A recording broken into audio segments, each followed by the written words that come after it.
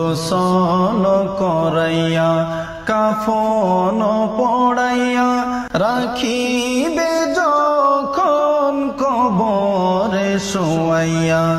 গোসল করাইয়া কাফন পড়াইয়া রাখিবে যখন কবরে শোয়াইয়া।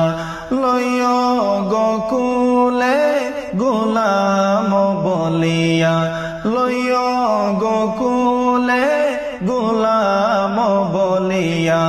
ইয়া রাসূলুল্লাহ ইয়া হাবিবাল্লাহ, ইয়া রাসূলুল্লাহ ইয়া হাবিবাল্লাহ।